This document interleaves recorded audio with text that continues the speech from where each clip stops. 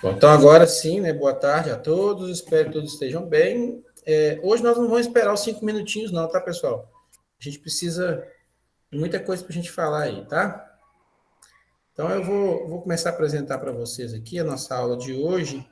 E aí, lembrando, temos sabatina, tá? Da aula passada, que fecha hoje, não pode esquecer de fazer, tá bom? Deixa eu só apresentar aqui, só um minuto.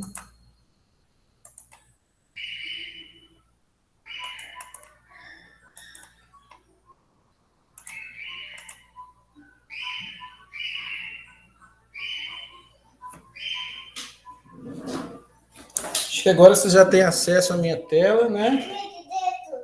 Tá, entrega a minha mãe lá então, fazendo favor. Hoje nós temos uma aluna de intercâmbio, que é minha filha. Minha esposa vai ter que sair agora, então nós vamos ter essa aluna de intercâmbio que a alguns momentos ela vai me chamar para alguma coisa aqui, tá, pessoal? Mas é só hoje, a gente vai organizar isso melhor. Deixa eu só colocar meu microfone aqui, porque minha porta está aberta, senão os sons externos vão começar a atrapalhar aí. Vocês estão me ouvindo bem? Alguém só me dá um feedback se me ouve bem? Todos me ouvem bem? Ótimo, Maria Eduarda, muito obrigado. Então, agora sim, apresentando. Pessoal, então, nossa aula de hoje, né? Nós vamos falar, não é nem introdução à genética, é a continuação dessa introdução à genética. Nós vamos falar sobre gametogênese. E a gametogênese, galera, ela é dividida em dois tipos de gametogênese, né?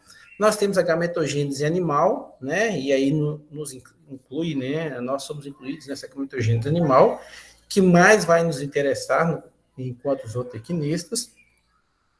Mas nós temos também a gametogênese vegetal. A gente precisa estudar um pouco a gametogênese vegetal, uma vez que nós também trabalhamos com algumas espécies vegetais, algumas forrageiras, por exemplo, né? Então, é de interesse nosso a gente conhecer um pouco da gametogênese animal e vegetal, né? Bom, quando a gente fala da gametogênese animal, nesse sentido, nós estamos falando, então, e ela é dividida, né, vamos falar assim, em duas partes. Uma a gente chama de espermatogênese e a outra é a ovogênese, né?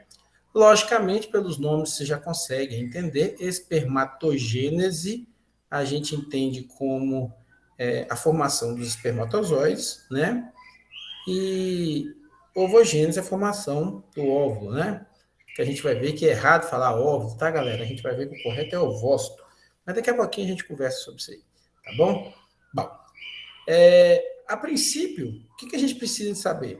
Onde ocorre a gametogênese, seja ela masculina ou feminina, seja ela macho ou fêmeas, né? Bom, nos homens, ela vai acontecer lá no testículo, logicamente, né? Então a gente tem um testículo, né?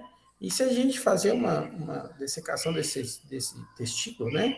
Se a gente fizer um corte aqui, ó, né, longitudinal desse testículo, a gente vai ver, então, que ele é formado por algumas câmaras, né, algumas lamelas aqui, né? Que são as regiões aqui, né? Que a gente chama de lóbulo, né? Dentro desse lóbulo, nós temos alguns túbulos aqui, que são os túbulos seminíferos. Nesses túbulos seminíferos, existe, então, ele é um tubo, né? Então, ele é um tubo, ele tem, então, a cavidade interna, né? Ele é oco na cavidade interna, mas em suas laterais, ele tem aqui, permeia-se aqui algumas células, e essas células é que fazem, então, essa né, gametogênese, tá certo? Essa formação desses gametas, principalmente com o uso de mitoses e meioses, né? Então, essas células vão sofrer mitoses, vão sofrer meioses, e aí a formação final, nesse caso, vai ser os testículos, né? No caso, os espermatozoides, que vão cair aqui na luz desse túbulo, e esse espermatozoide ele vai fazer um caminho, né, interessante. Ele vai subir aqui para o epidídimo, né? Essa subida para o epidídimo, ele vai depois se concentrar aqui na alça do epidídimo, e após ele se concentrar na alça do epidídimo, aqui ele fica pronto para ser, então, nesse caso, né, no caso, né, de animais, no ejaculado, ele ser, então, encaminhado, né, para a ponta do pênis, vamos falar assim.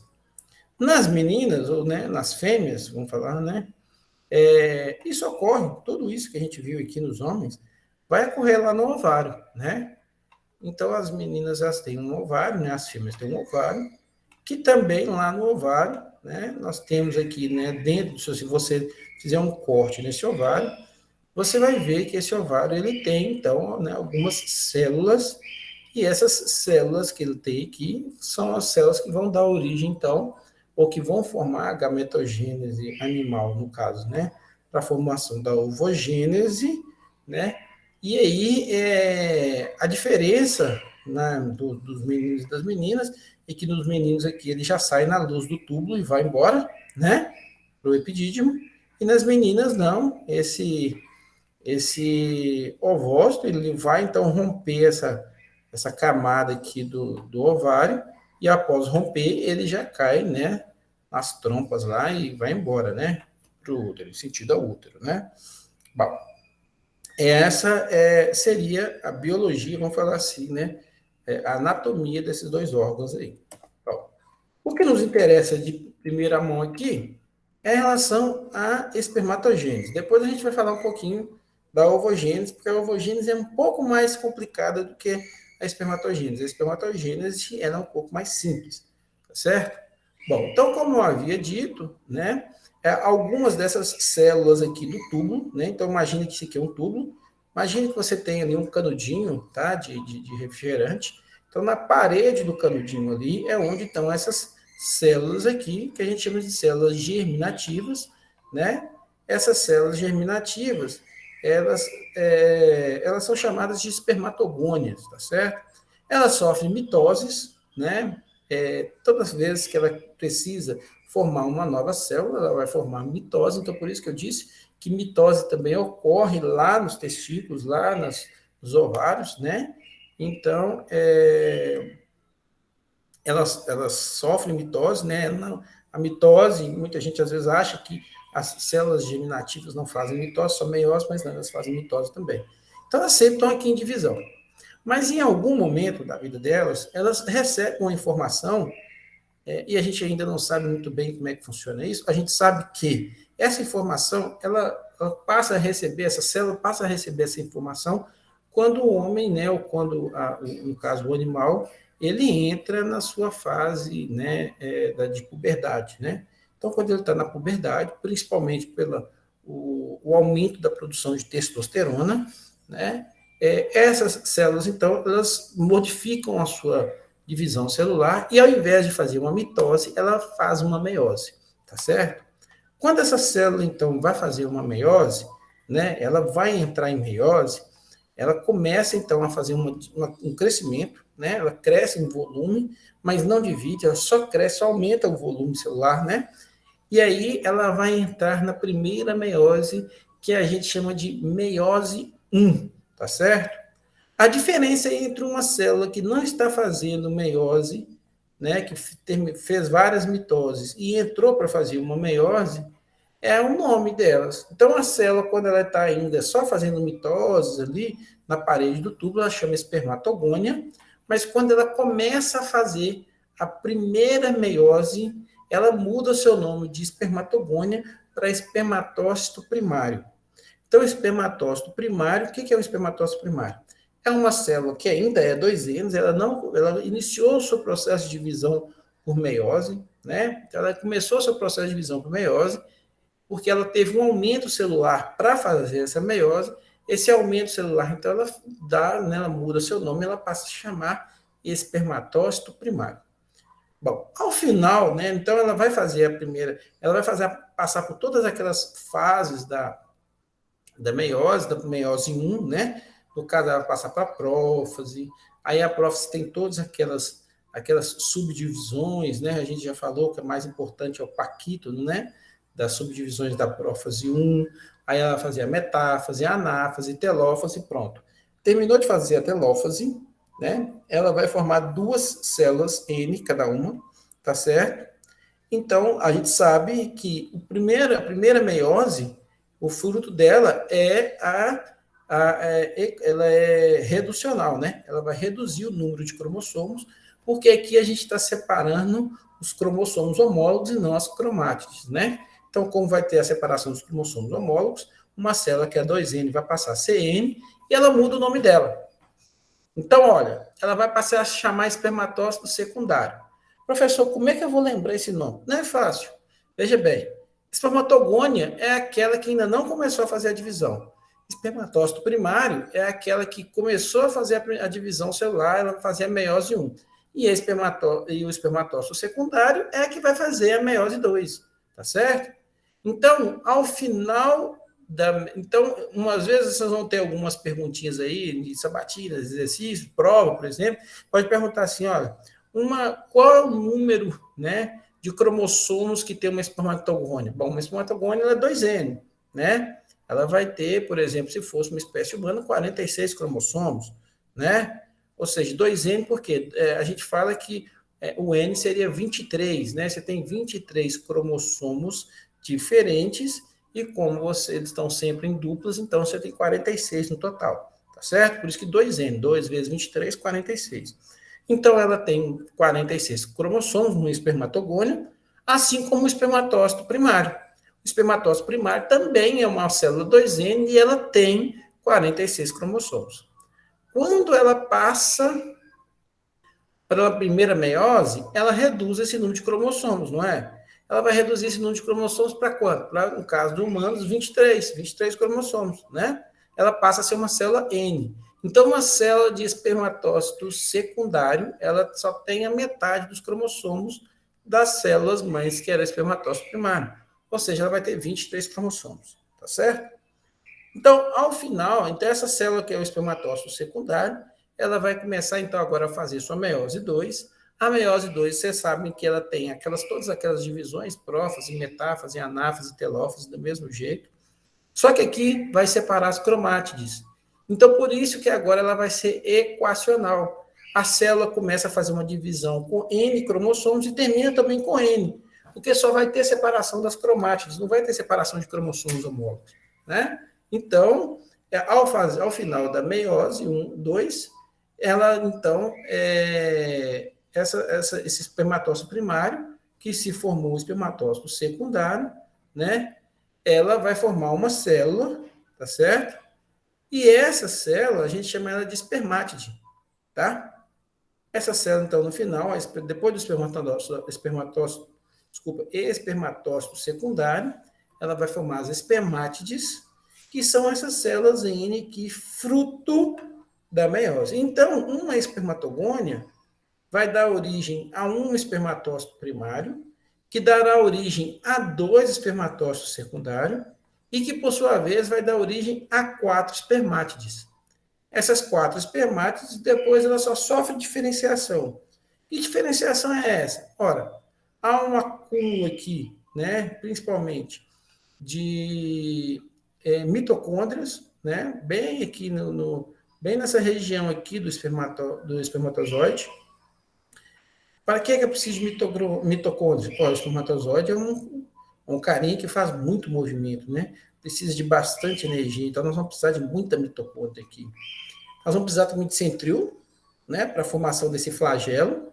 Então nós vamos ter, né, bastante centríolo aqui, né? Algumas células algumas organelas para a produção principalmente de proteína, né? Proteína aqui para a gente formar esse flagelo, por exemplo, né? Os lisossomos vão trabalhar também, formando um grande vacúolo na cabeça do espermatozoide, com uma substância ácida para ajudar a atravessar a zona pelúcida do ovócito. Então, aqui eu preciso ter um acúmulo aqui de uma substância aqui para fazer essa quebra. Né? Então, os lisossomos vão fazer isso aí. E o núcleo celular. Então, o espermatozoide, o que ele é? Ele é uma espermátide, só que uma espermátide mais, vamos falar assim, né? Mais especializada. Ele perde algumas organelas que ele não vai precisar, afinal de contas, ele precisa ser leve, ele precisa correr, né? Então, ele perde algumas dessas organelas que ele não precisa e vai ficar com poucas organelas, né? Principalmente aquelas organelas ali que ele tem interesse de tentar perpetuar ainda mais a sua vida até ele chegar num ovo, tá certo? Então, essa seria a espermatogênese, tá certo? Quando isso vai acontecer? Isso vai diversificar, né? Mas nos homens ali por volta dos 13 anos, 14 anos, por exemplo, nos animais aí vai depender da espécie animal, mas é quando os indivíduos começam a entrar na sua puberdade, tá certo? Então, gente, significa o seguinte, que essas células, elas não vão fazer meiose, tá certo? A não ser que o indivíduo entra em puberdade. Então, ele fica sem fazer meiose por esse tempo todo, tá? Não tem meiose. Fica só fazendo mitoses para crescimento do túbulo aqui. Mas depois, quando ele começa a fazer a meiose, ele não para essa meiose, e essa meiose dura a vida toda nos machos, né? É lógico que não com a mesma intensidade, não com a mesma qualidade, né? Vai caindo isso aí, mas é a vida toda dos machos, no caso, tá certo? O que é um pouco diferente das meninas ou das fêmeas que a gente vai ver agora. Alguma dúvida até aqui, pessoal? Tudo tranquilo? Bom, no caso das meninas, a gente vai ter a oogênese ou ovogênese, né? Que é que é a mesma coisa, vamos falar assim, né? A mesma ideia da espermatogênese, a gente entender, então, como é formado todo esse aparato, vamos falar assim, das células germinativas femininas, tá? Bom, no caso lá das meninas, lá no ovário delas, né? Ou no ovário de vocês, meninas, as que me assistem aqui, vocês, então, têm algumas células germinativas lá no ovário, e essas células germinativas elas sofrem diferenciação, né? Essas células germinativas, elas têm os nomes muito parecidos com as dos meninos. Então, se lá, por exemplo, eu tinha espermatogônia, aqui eu vou ter uma ovogônia, né? Então, eu tenho células chamadas de ovogônia, e essas células de ovogônia, elas estão fazendo sempre mitose. Só que diferente dos meninos, que isso só vai acontecer, essa mitose fica acontecendo ali até ele atingir mais ou menos 13 anos, 14 anos, né?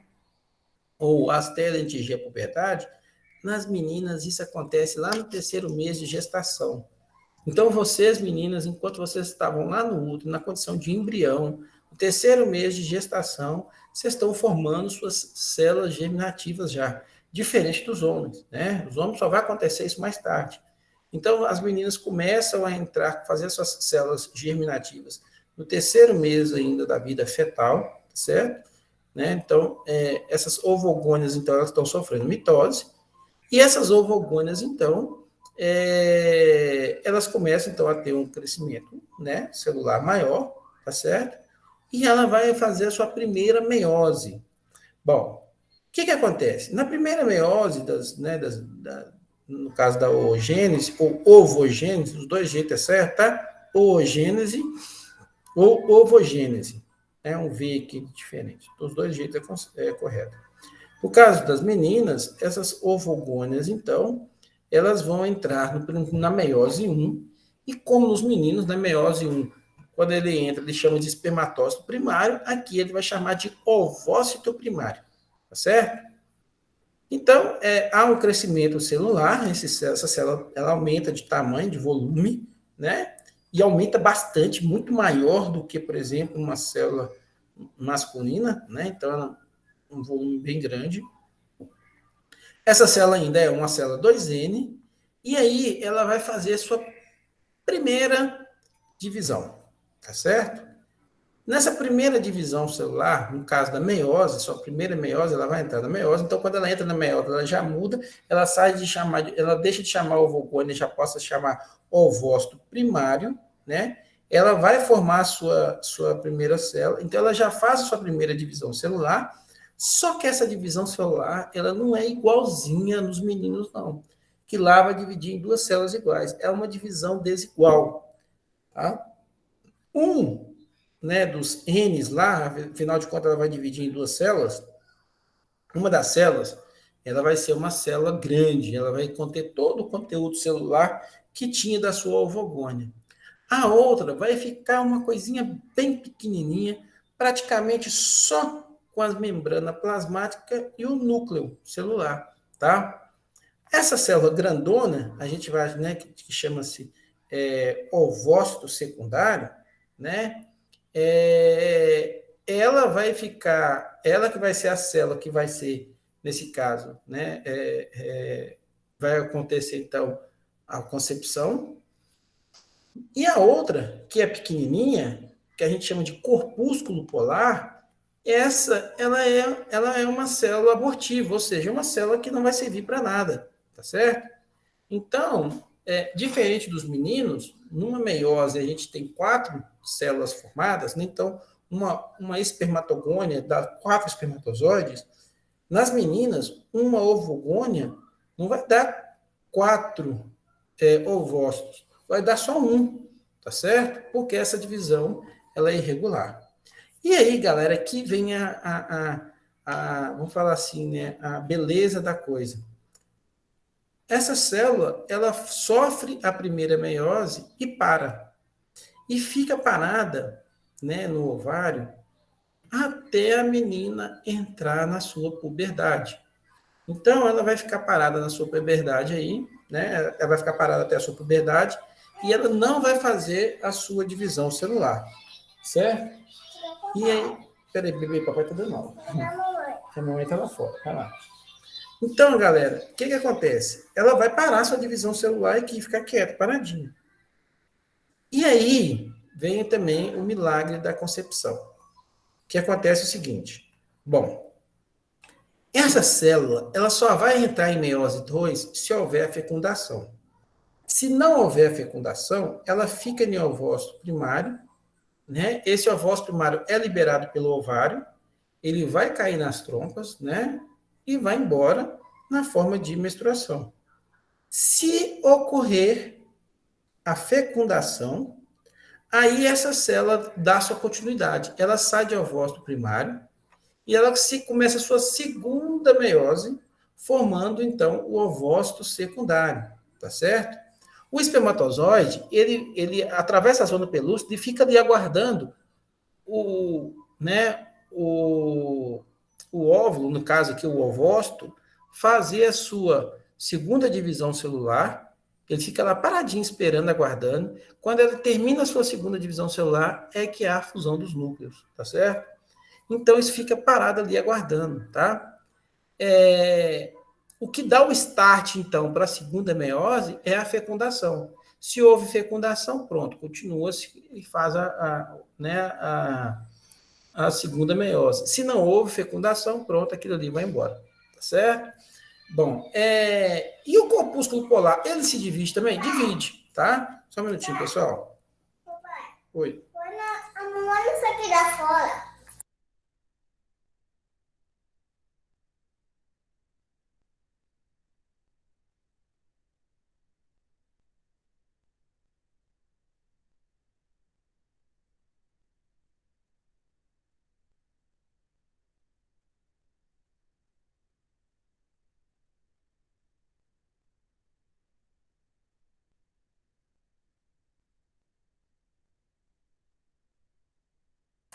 Pessoal, desculpa aí.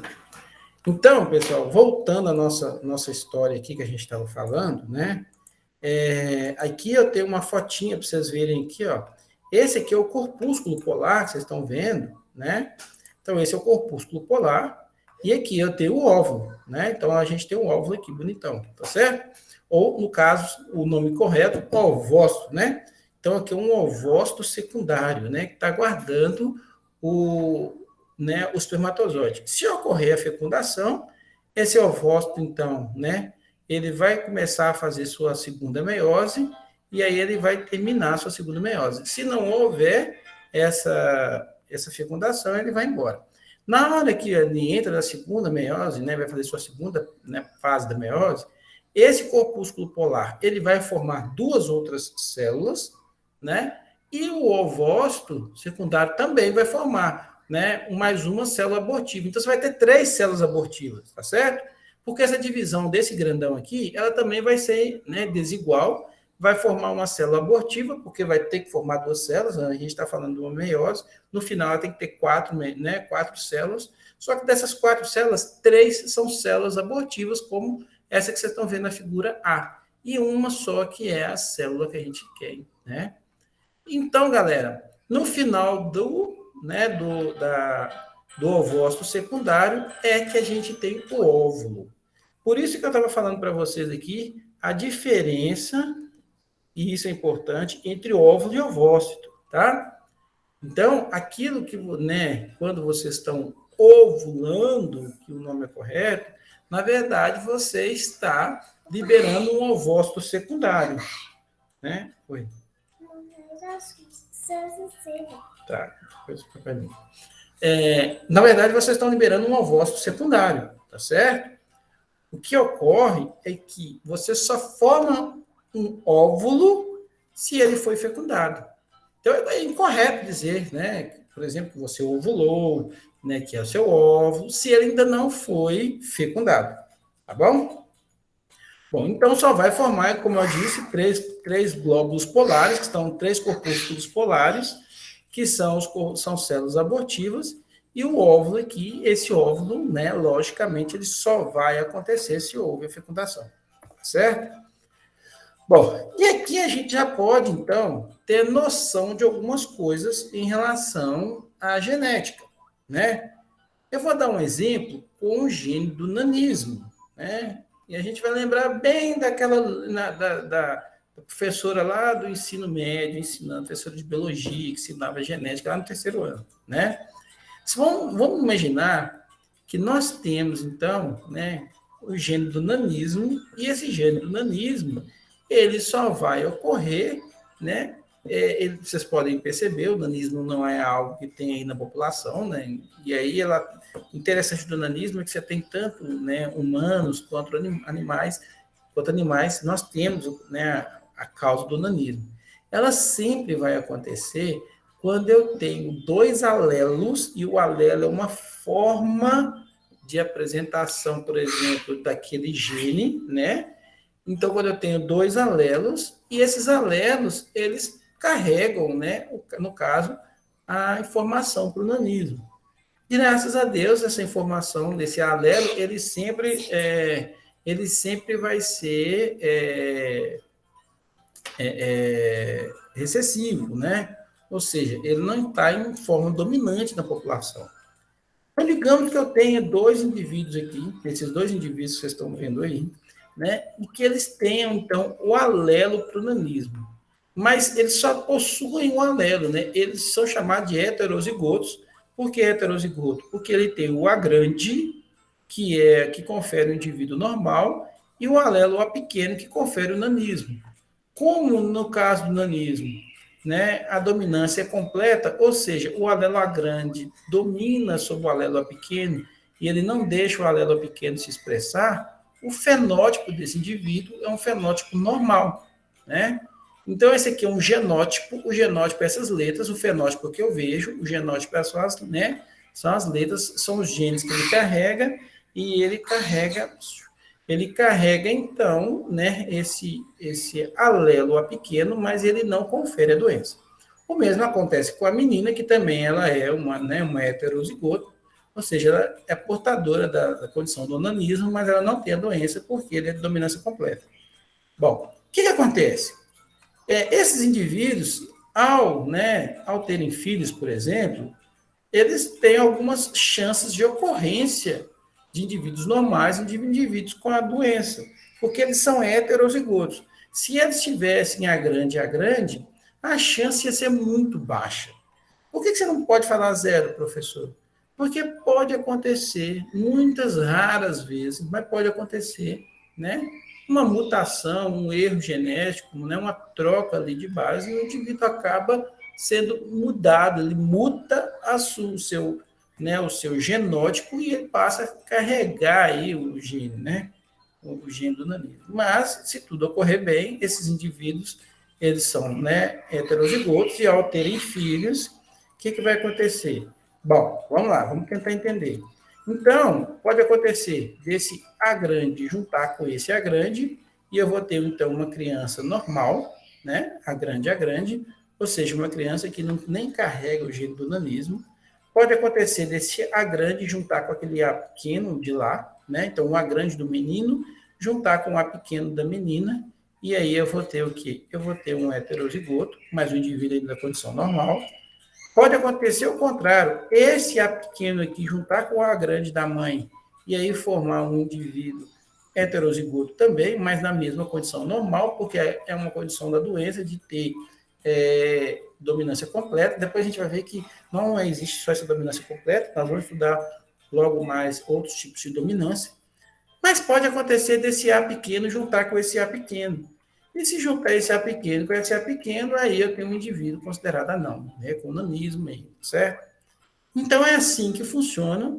E isso aqui que a gente acabou de fazer, né, nada mais é que uma questão de probabilidade, né, entre as possíveis chances que pode acontecer de um indivíduo nascer normal ou doente, baseado no que ele carrega, nos genes que ele carrega, tá? A gente fala que a chance do indivíduo nascer normal é de 3 em 4, ou 3 quartos, e a chance do indivíduo nascer, né, com a doença é de 1 em 4, ou da doença não, né, da condição, vamos falar assim, é de 1 em 4, tá certo? Então, essa seria a relação. Mas na gametogênese vegetal, a gente vai ver que até isso aqui é um pouquinho diferente, tá? Na gametogênese vegetal, isso aí que vocês estão vendo é um grão de pólen, né? Um grão de pólen. Bom, na gametogênese vegetal, a gente vai ver que ela tem as suas particularidades. Ela é dividida também em duas, igual a gametogênese animal, né? Que a gente tem lá a espermatogênese, a ovogênese, só que aqui o nome que a gente vai falar é de microsporogênese ou megasporogênese. Microsporogênese seria a parte masculina, seria a formação do grão de pólen, e a megasporogênese seria a parte feminina, a parte de formação do ovário, né, da planta. E aqui é um pouco diferente, o ovário que é formado, tá, galera? Bom, aliás, do ovário não, do ovo, né? Foi. Que lindo, vamos lá. Bom, o que acontece? Aonde ocorre a microsporogênese, né? A microsporogênese vai acontecer na parte masculina da flor. Nem toda flor, você sabe, tem essa parte masculina, né? Algumas flores são flores completas, como essa que vocês estão vendo aí, né? Algumas flores são flores completas, e toda flor que é completa, né, ela tem tanto a parte da masculina, que é formada pelo estigma, pelo estilete, pelas anteras aqui que vocês estão vendo, e a parte feminina da planta, que é formada pelo receptáculo, né, pelo filete, né, por exemplo, tá? Então, as pétalas vai acontecer tanto nas flores masculinas quanto femininas, e eu posso ter uma flor completa que tem todas essas partes, ou posso ter, por exemplo, só a flor masculina, só a flor feminina, né? Logicamente, se for só a flor masculina, ela não vai ter essa estrutura verde que vocês estão vendo aqui, com receptáculo, né, por exemplo, com filete, né? Não vai ter isso, tá certo? Se ela for, logicamente, uma flor com cálice, né? Se ela for uma flor masculina, ela vai ter só essas anteras aqui, por exemplo, né? Com o estilete, com o estigma aqui, tá? Bom, fato é que lá na microsporogênese, aonde ela vai acontecer, né? Ela vai acontecer aqui, ó, nas paredes da antera. Então, nas paredes dessa antera aqui, é onde eu tenho aquelas células que vão formar, sim, o grão de pólen, que é o nosso objetivo no final, tá certo? Então, isso vai acontecer aqui nas paredes da antera, né? Então, eu tenho o filete, aqui na pontinha tem a antera e é lá que ocorre, então, a formação do grão de pólen, certo? Bom, o que acontece no grão de pólen, né? Vai acontecer muito parecido com a espermatogênese, né? Lá na espermatogênese, lembra, eu tenho as células germinativas, que são as células iniciais. Essas células sempre estão fazendo mitose, a gente fala que faz sucessivas mitoses ali, sempre está fazendo mitoses, mas em algum momento ela recebe a informação que ela precisa fazer uma meiose para a formação de uma célula germinativa. Então, nesse caso, essa célula ela vai entrar em mitose, né? Desculpa, vai entrar em meiose, ela deixa de chamar de células, né? Células germinativas e começa a chamar de microsporogônia, tá certo? Ah, professor, mas que nome difícil. Sim, é muito parecido com a espermatogônia, né? Lembra lá? É uma microsporogônia. E aí a microsporogônia é uma célula 2N, por isso que está aqui 2x aqui no cantinho, uma célula 2N, ela vai entrar em meiose, ela também vai ter aumento do conteúdo celular, aumento do tamanho dela, e aí quando ela começar a fazer a sua meiose, ela deixa de chamar microsporogônia e passa a se chamar microsporócito primário. O nome microsporócito primário faz sentido, porque ela vai fazer a primeira meiose, né? Na hora dela fazer a primeira, assim que ela terminar a primeira meiose, e aqui está bem representado, vocês notam que eu tenho uma célula com 4 cromossomos aqui, né? Dois homólogos aqui, outros 2 aqui. Acontece, então, a divisão dos cromossomos homólogos, ou seja, vai um azul e um vermelho para um lado, um azul e um vermelho para o outro lado, e essa célula, então, ela está fazendo a primeira meiose. No final dela, ela termina a sua primeira meiose, ela vai dar origem a microsporócito secundário. A célula que faz microsporócito secundário, né, ela veio de uma célula de microsporócito primário, que era 2M, ela é N, né, a microsporócito secundário é uma célula N, tá? Do microsporócito secundário, essa célula, então, ela vai fazer sua segunda meiose, e ao final da sua segunda meiose, e aqui não tem divisão, não tem, né, separação dos homólogos, é só separação das cromátides. Então, vai uma cromátide por um lado, vai a cromátide por outro, ela vai formar 4 células chamadas micrósporo, né? Esse micrósporo é que vai dar origem ao grão de pólen, tá? Mas o que acontece? Do micrósporo para o grão de pólen, acontece aqui a formação, por exemplo, de estruturas aqui, ó, né, para o lado de fora da célula, que vai ser essas estruturas para proteção mecânica, por exemplo, do meu grão de pólen, né? Então, aqui vão formar algumas estruturas para que eu garanta que o material genético ele não seja rompido e extravasado aqui, tá? Então, aqui há uma formação dessas estruturas, e aí, esse grão de pólen, ele vai fazer uma divisão aqui, ele vai fazer uma segunda divisão, só que não meiose, ele vai fazer uma mitose. Lembra que já fez 2 meioses, né? Ele já estava de microsporogônia, formou o microsporócito primário para fazer a primeira meiose, terminou a primeira meiose, chamou microsporócito secundário, fez a segunda meiose, terminou em micrósporo, se diferenciou em grão de pólen, e aí ele faz a sua segunda, ele vai fazer sua mitose, ele faz uma mitose, tá certo? Só que aí, olha que interessante. Essa mitose, ele vai formar 2 células, e essas 2 células, depois que ele terminar aqui de formar essa mitose, vão ser conhecidas como núcleo vegetativo e núcleo espermático, tá? O núcleo vegetativo, ele é muito importante porque ele vai dar origem ao tubo polínico. Lembra? A planta ela não tem um pênis para poder levar, né, o material genético até onde precisa. E aí a planta, ela resolveu esse problema com a formação do tubo polínico. Por isso que esse núcleo aqui a gente chama de núcleo vegetativo. Ele chama-se núcleo vegetativo por quê? Porque quando esse grão de pólen está maduro, ele já começa, então, a criar uma estrutura que como se fosse um canalículo, né, um túbulo, por onde vai passar o núcleo espermático, né? Esse núcleo espermático é que vai dar origem a um embrião. Mas isso aí, olha só, ele faz uma segunda mitose.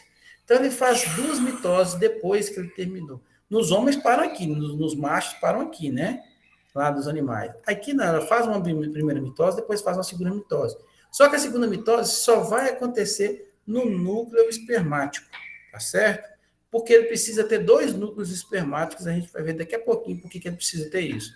No túbulo polínico, desculpa, no núcleo vegetativo não tem mitose, ele só faz uma única mitose e ele já forma o túbulo polínico.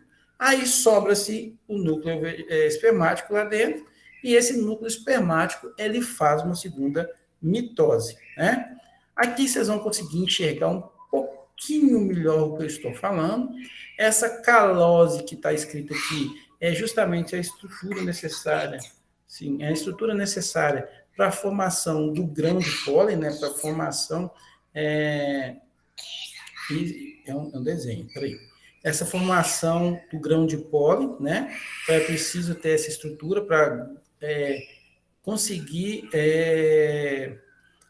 vamos falar assim, proteger esse material genético, né, o patrimônio genético aqui, né, então é feito todas aquelas fases, né, por exemplo, a prófase, a metáfase, a anáfase, a telófase, né, que é a mitose, a meiose 1. Então, está acontecendo a meiose 1, ela está saindo aqui da condição de microsporogônia para microsporócito, ela já formou o microsporócito, aqui o microsporócito primário para formar o microsporócito secundário, e ela continua a sua divisão celular, né, de microsporócito primário, para chegar aqui no finalzinho com o microsporócito secundário, né?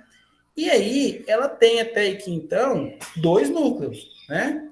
Um núcleo que a gente chama de núcleo vegetativo e um núcleo espermático, né? O núcleo vegetativo, por sua vez, né? Que vai acontecer? O núcleo vegetativo, ele vai começar, aqui dá para vocês verem bem o núcleo vegetativo, ó, depois que faz a segunda mitose, que até aqui, então, tem só uma mitose correndo, tá vendo?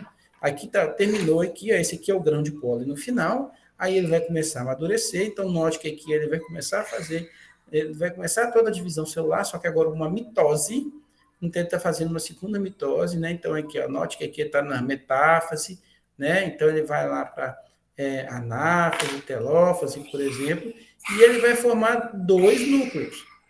Um desses núcleos é o núcleo vegetativo, que é esse em azulzinho que vocês estão vendo aqui, e o outro núcleo, que é esse aqui, é a célula generativa, ou núcleo espermático, né? O núcleo vegetativo, então, que ele vai formar? Ele vai formar o tubo polínico. Então, o núcleo vegetativo, ele se mantém para a formação do tubo polínico.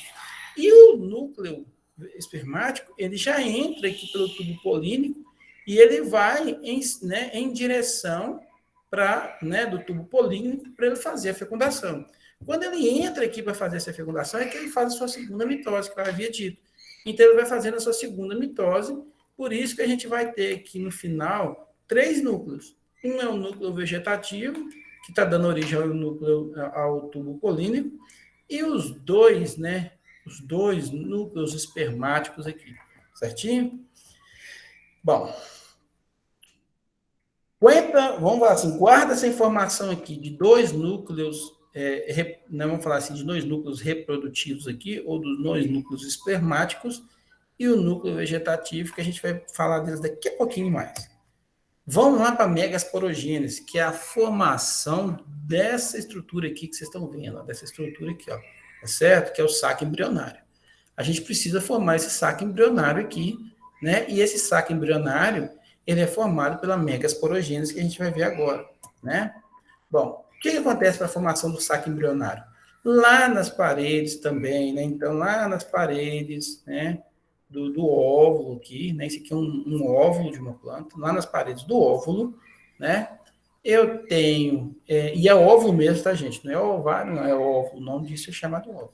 Então, lá nas paredes do óvulo, eu tenho também as células iniciais, que são as células germinativas iniciais, que ela vai entrar né? Essas células iniciais, elas dão sempre origem aos megasporogônias. Essas megasporosgônias, elas vão dar origem aos megasporócitos primários. É aquele indivíduo que vai iniciar a sua divisão meiótica, né? Então, essa célula ela vai crescer de volume. Quando ela crescer de volume, ela vai formar um megasporócito primário. Esse megasporócito primário, no final da meiose, vai dar origem a um megasporócito secundário, só que aqui a divisão é irregular, igual nas meninas, igual na gametogênese animal, onde eu vou ter uma célula abortiva e uma célula normal, né? Ela entra em... Aí, diferente das meninas que para e cessa ali, nem só vai acontecer isso quando elas entram em puberdade, aqui não, ela continua a sua divisão celular, e aí ela vai formar, no final, né, o megasporócito secundário, ela vai entrar na segunda meiose e dar origem ao megásporo, né, ou megásporo. O megásporo, ele também tem uma divisão irregular. Por quê? Ora, essa célula aqui, ela vai formar uma célula grande, chamada megásporo, e uma célula abortiva. E essas outras duas células, essa outra célula abortiva, forma mais duas células abortivas, essas três células abortivas aqui, elas são materiais de reserva, né? Então, isso fica... isso não tem muita... tá. Essas células não tem muito... Essas células não tem muita importância para nós. O megásporo, então, ela vai dar origem ao saco embrionário, né? Esse saco embrionário, ele vai fazer 3 mitoses. Então, olha, vamos lá. Lá no meu grão de pólen fez 2 mitoses, vocês lembram? Aqui no saco embrionário são 3 mitoses. Então, vai fazer a primeira mitose, ou seja, uma célula aqui, ó, desculpa, um núcleo aqui vai formar 2 núcleos. Aí, esses 2 núcleos vão fazer uma nova mitose, vão formar 4 núcleos, né? E esses 4 núcleos vão fazer uma terceira mitose e vão formar 8 núcleos, certo? Esses 8 núcleos, eles são divididos, cada um deles tem um nome. Bom, um deles, né, vai chamar oosfera. A oosfera que vai dar origem ao embrião. 2 deles vão chamar de sinérgidas, né? Dão origem a materiais de reserva. Outros 2 são chamados de núcleos polares, vai dar origem ao endosperma. E os outros 3 que sobraram dão origem às antípodas, que também são materiais de reserva.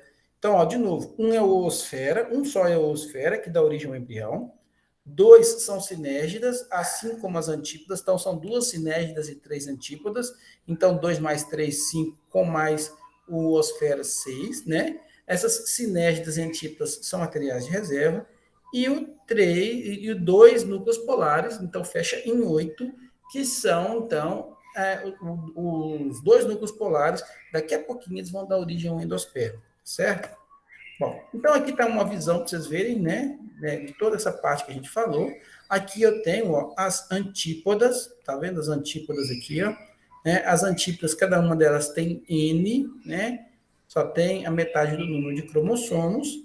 Esses N's aqui das antípodas vão formar, então, né, eles não serão fecundados nem nada, eles vão ser materiais de reserva. Eu tenho 2 núcleos polares, esses núcleos polares eles são importantes, daqui a pouquinho a gente vai ver quais são eles. Aqui é a oosfera, que é o mais importante de todos, vai dar origem ao embrião, e as sinérgidas, que também são materiais de reserva. O que acontece? Durante a fecundação, né, e aqui tem um material bem do jeitinho que vocês estão vendo, né, essa micrópila, você vai dormir? Essa micrópila, que é essa entrada, né, essa entradinha que vocês estão vendo aqui, ó, essa entradinha que vocês estão vendo aqui, ó, esse funículo aqui, ó, é a micrópila, que é a entrada, né, para atingir, então, o óvulo, né? O tubo polínico, ele faz esse caminho aqui, ó, ele vem aqui por baixo, entra aqui, vem até aqui, né? Então, só para a gente voltar lá na primeira página, lá que é as flores, então o tubo polínico, o grão de pólen, ele cai aqui dentro, ele começa a germinar. O que seria germinar? Essa região aqui é um pouco úmida, e ele começa a criar, então, o tubo polínico. Esse tubo polínico vai percorrer toda essa estrutura aqui até entrar aqui por baixo, tá certo? Então, é isso que ele faz. Por isso que a importância do núcleo vegetativo lá no grão de pólen, porque ele precisa fazer esse caminho. E aí, ao entrar aqui dentro, né, dessa parte, ao entrar aqui dentro, é legal, né? Ao entrar, né? O que vai acontecer? Lembra que eu tenho um núcleo vegetativo, mas eu tenho dois núcleos espermáticos. Um dos núcleos espermáticos vai encontrar, né, essa célula amarelinha aqui, que a gente chama de oosfera, né? Oosfera, ou ovocélula, né? Mas a gente chama mais de oosfera. Vai dar origem ao embrião, tá certo?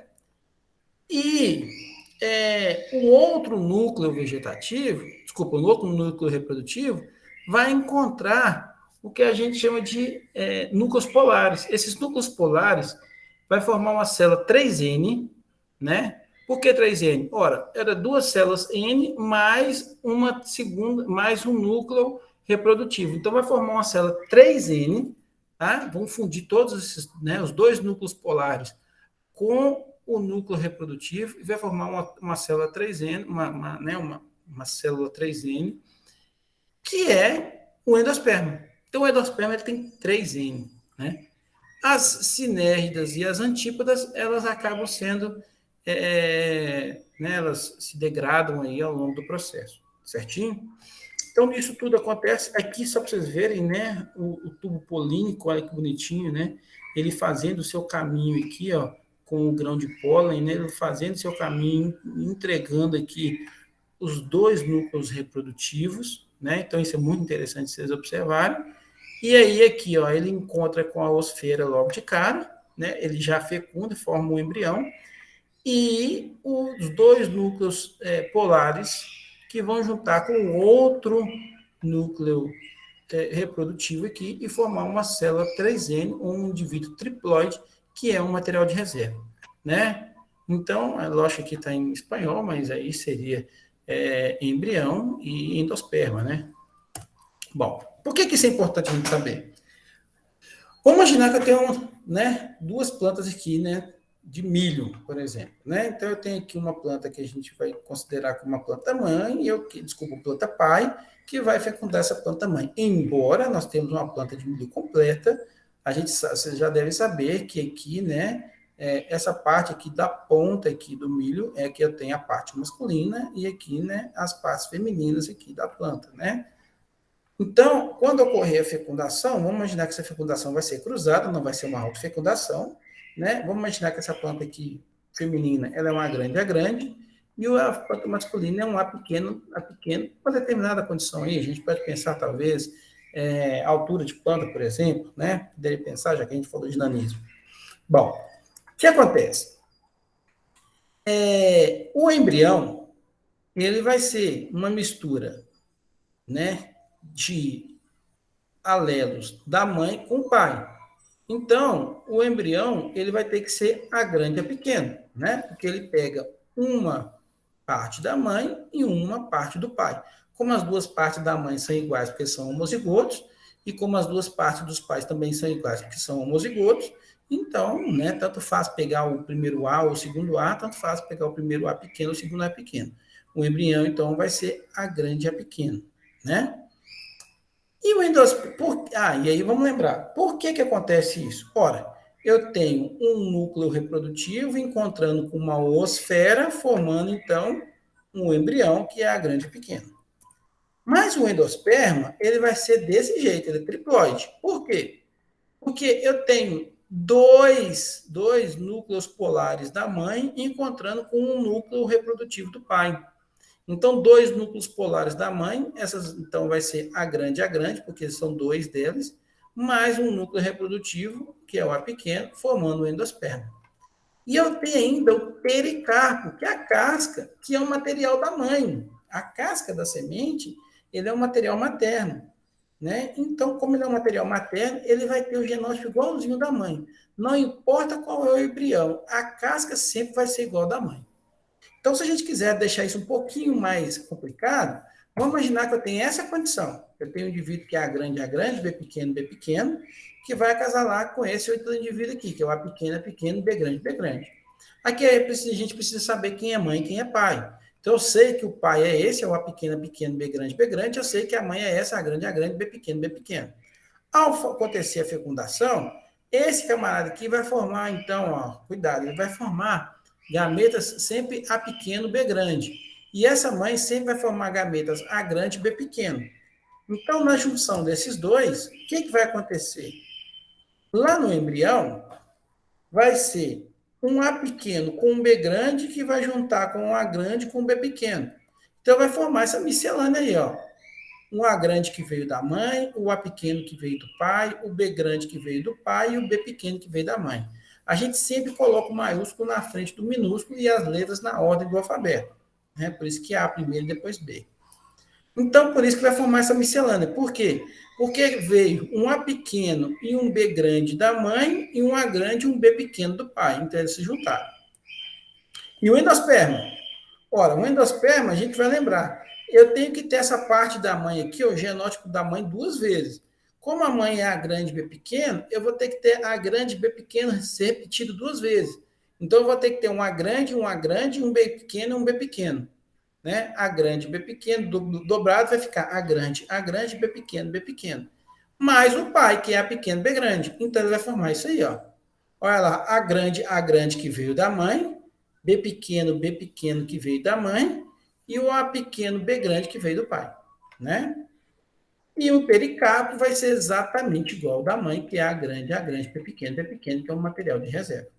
Certinho? Pessoal, o que eu tinha para falar para vocês hoje era só isso aí. Nós acabamos bem em cima da hora, né? Agora são 15 horas mais 30 minutos, né? Tem alguma dúvida para vocês que vocês queiram tirar? Alguma coisa para eu ajudar vocês aí? Professor, só volta aquele último slide, por favor. Esse aqui, ó. Isso. Sim, pois não? Do endosperma. Eu confundi um pouco na hora que o senhor falou. O senhor pode explicar de novo, por favor? Posso demais agora. Vamos lá. O que acontece é o seguinte, vamos lá, ó. O embrião você entendeu. Por que o embrião é A grande, A pequeno, B grande, B pequeno? Eu acho que vai ficar mais fácil eu fazer assim, ó. Qual que é o, né, vamos falar assim, qual o gameta que esse pai produz? Esse pai, ele vai produzir gametas do tipo A pequeno, B grande. Esse é o gameta que o pai produz, tá certo? Vou até colocar aqui assim, ó, pra você entender. Gameta. Gameta, pai, tá bom? Fica melhor assim, ó, gameta do pai. Então, o gameta do pai vai ser esse. E a mãe? Qual gameta que essa mãe produz? Essa mãe vai produzir um gameta A grande e B pequeno. Né? Então, o gameta da mãe vai ser sempre A grande e B pequeno. Né? Ora, por quê? Olha, vamos lá. Lembra que na gametogênese, que a gente acabou de ver lá, o que acontece na gametogênese? Só vai acontecer a separação dos cromossomos homólogos, lembra lá? Na meiose 1. Então, só vai um A e um B para a célula. Por isso que tem um A pequeno e um B grande, que é o gameta do pai. E na mãe, vai acontecer a mesma coisa, só vai um A grande e B pequeno. Para formar o embrião, vai ser a mistura desse com esse. Então, ó, se eu juntar um A pequeno com um A grande, com um B grande, com um B pequeno, vai formar o quê? A grande, A pequeno, B grande, B pequeno. É o que está aqui. É a mistura do pai com a mãe. Mas e o endosperma? O endosperma, lembra, ele tem dois núcleos polares, que é materno, e um núcleo reprodutivo, que é paterno. Então, eu tenho que pegar a mãe e repetir duas vezes. Se eu for repetir duas vezes a mãe aqui, vai ser A grande, B pequeno, B pequeno. É isso aqui, ó. Né? É essa parte de cima. Ah, tá, Mais o do pai, que é o A pequeno, B grande. Por isso que entendi. essa estrutura. A grande, que é da mãe, A pequeno, que é do pai, B grande, que é do pai, e B pequeno, que é da mãe. E o Sim, é porque o senhor pericarpo. tinha colocado dois azão, por isso que eu fiquei confundido, mas agora eu entendi. Os dois azão é da mãe, e os dois Entendi, bezão B aqui também é pequeno. da mãe. Porque são dois núcleos polares. E o pericarpo é um A grande, B pequeno, porque ele é igual ao da mãe, 100% igual ao da mãe, porque ele é um material da mãe.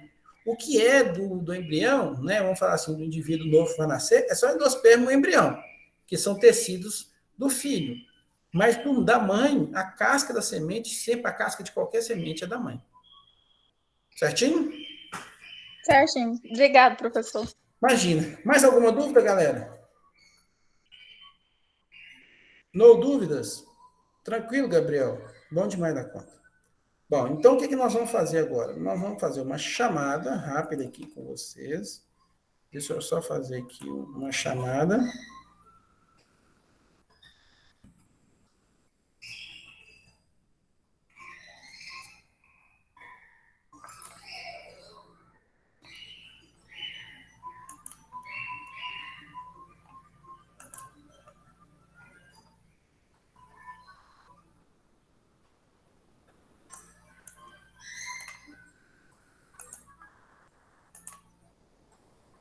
Então, vamos lá, fazer essa chamadinha aqui. Deixa eu só puxar para o lado aqui que eu consigo ver quem está aqui junto, né? Aqui.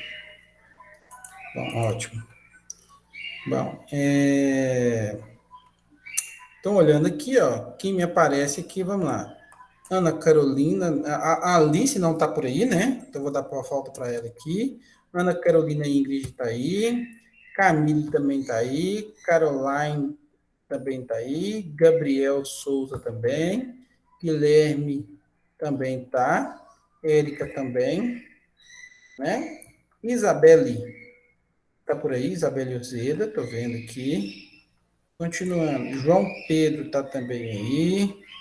Márcia Eduarda também está. Maria Clara não aparece, falta. Maria Eduarda está aí, né, de Sá. Maria Eduarda Martins também. E Vitória também está aqui, certo? Bom, então, a aula de hoje foi gametogênese animal e vegetal. Não é fácil, viu, galera? Eu sei que não é muito nome. Opa, o número de aulas, esqueci. Sim. Não é fácil, viu? Eu sei que não é fácil, a gente tem noção disso, é muito nome para decorar, mas não é nada também de assustar, não, tá? É bem tranquilo até. Certinho? Tem sabatina, tá? Já está lá a sabatina disponível. Pessoal, se eu puder ajudar em vocês em algo mais, estou aqui. Se não, a gente fica para a próxima aula, que será semana que vem. Tá bom? Se não tiver mais nada, um abraço para vocês. Até a próxima aula. E peço desculpa, tá? Pelas interrupções da minha menininha aqui, porque hoje as coisas são meio fora do contexto aqui. Tchau, tchau.